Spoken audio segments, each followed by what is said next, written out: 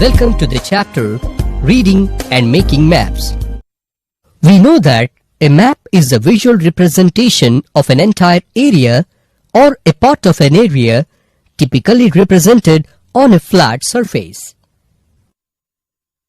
Generally, maps tell us many things about different places, like places that are near to seas, mountains, deserts, and also about the climate of the places, vegetation in places, kinds of people, languages, etc.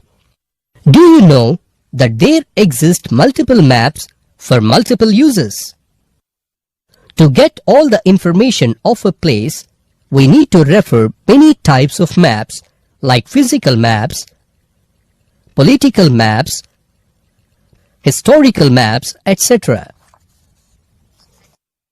One can get many details about a place from maps. Let us learn how to make and read maps. Let us start our learning by looking at a small conversation between two friends named Vani and Rani, who met at a science fair exhibition. Vani lives in Ramapuram and Rani lives in Sitapuram.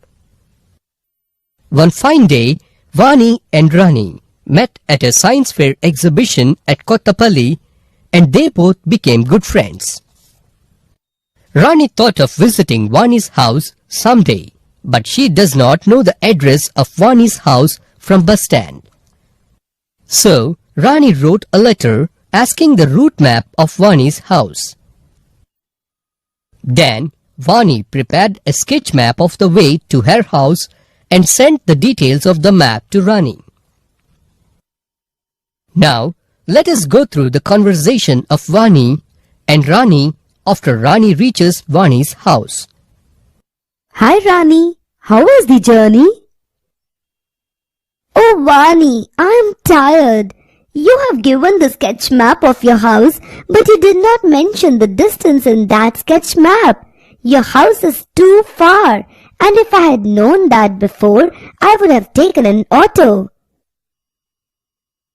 Oh, sorry Rani. I forgot to mention the distance in the sketch map. Anyhow, if you take an auto next time, please inform the driver that you have to reach South Ramapuram. It is where my house is located.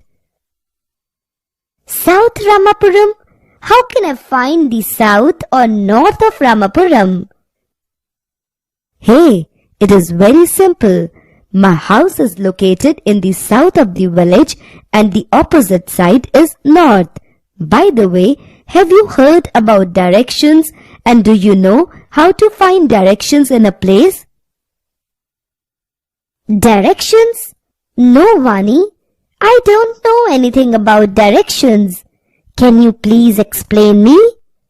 The directions are very useful to us in our daily life. Example, when we want to go to an unknown area, we need to find directions to reach our destination. The four major directions are east, west, north and south. Commonly, the directions are denoted with their starting letters, that is E, W, N, S. Generally, these four directions are known as cardinal directions or cardinal points. In the above picture, we observe that a man is facing the rising sun. From this hint, we can say that he is facing the east direction, as sun rises in the east. So, all the things to his right side will be towards south and all things to his left will be towards the north. In similar way, all the things behind the man will be in the west. Thus, direction is relative to something. Based on the point where we are looking from, the place may be east, west, north or south. Now, let us look at how directions are shown on a map. Directions are indicated on the maps by the north-south line with the arrowhead pointing towards the north. So the east direction will be on the right, the west direction will be on the left, and the south direction will be at the bottom of the map. However, in some maps you may find south on the top or on the left side. In such instances, a special mark will be given on the map by showing the north direction arrow. Let us look at the topic scale or distances on a map.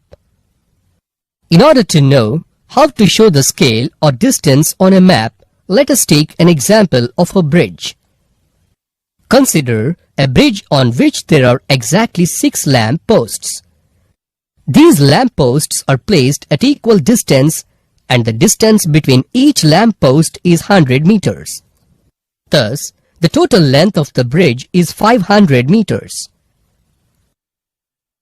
Now, if you want to represent the same scenario on paper, then you have to draw a sketch map of the bridge and the lamp posts.